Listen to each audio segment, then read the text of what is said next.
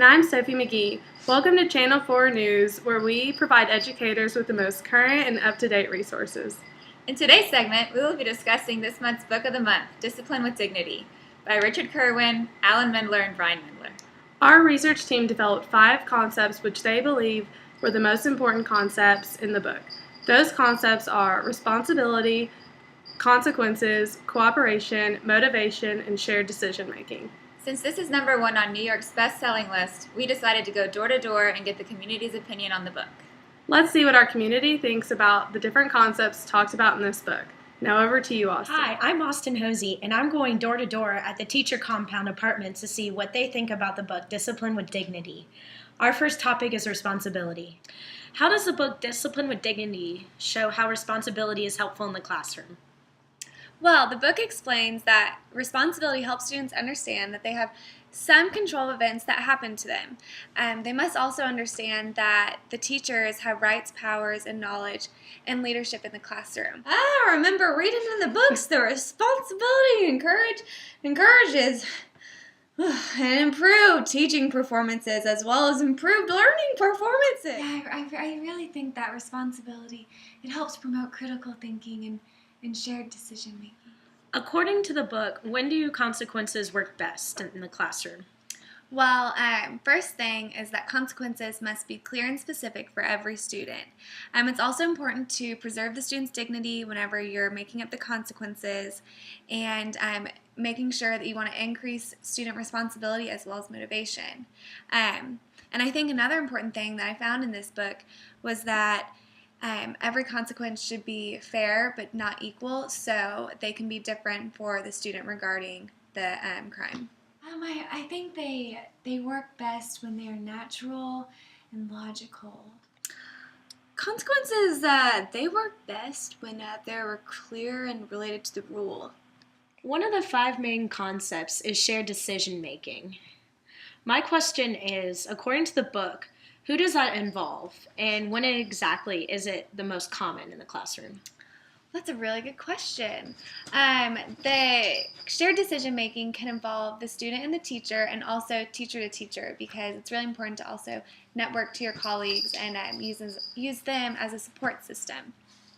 With students, you can have shared decision making in several aspects, including homework, so you can let them have a choice of the nights they want to have homework. Also grading and evaluation, you can give them a chance to speak up and how they would like to be graded. They talk about that social contract, and sounds nice, but I gotta read more about it. Shared decision making, it's all about, working with the students, but it's important to talk to the parents and the administrators, come up with plans for struggling students, because getting the parents involved will, help at home. So the book talks a lot about student cooperation. What are some of the ways that you have found that you get your students to cooperate in the classroom? I think one thing in particular is being personal with your students, so sharing things about you and letting that guard down so they're more excited to know things about you, and then you get to know them more. And getting on a personal level makes them want to work harder. In America, we got so many cultures now before I was here, and you got to learn to respect social and cultural differences, and you got to help provide care and student help before, during, and after school. I think it's really important to make the school the hub of the community, and maybe have a community garden, and you need to focus on the positive. Last but not least, the book talks a lot about motivation.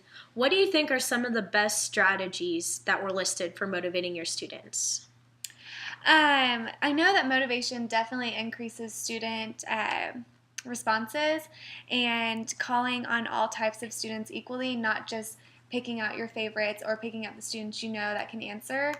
Showing that you support all of them really wants them to stay motivated in the classroom. I think motivation I think it encourages students to persevere when they're solving these hard problems, because Common Core is a lot about problem solving now, and it's new, and we got to persevere, and it also encourages excitement, coming up with new ideas. Motivation, you see, It makes sure all students are school-wise, so that's like motivational skills, organizational skills, following directions, and other areas like that.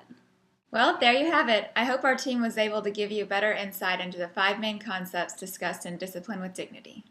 Now, don't forget to read this bestseller, and as you're reading, remember the 5 concepts we discussed today: responsibility, consequences, motivation, cooperation, and shared decision making. Now, we like to end our segment with a teacher joke of the week. Sophie, what do you have for us today? My joke for today is, why don't you see giraffes in elementary school? I don't know, Sophie, why? Because they're in high school. You know what? I think that's your best one yet. Well, that's all we have for today. Be sure to tune in next week for an exclusive interview with the one and only Debbie Smith.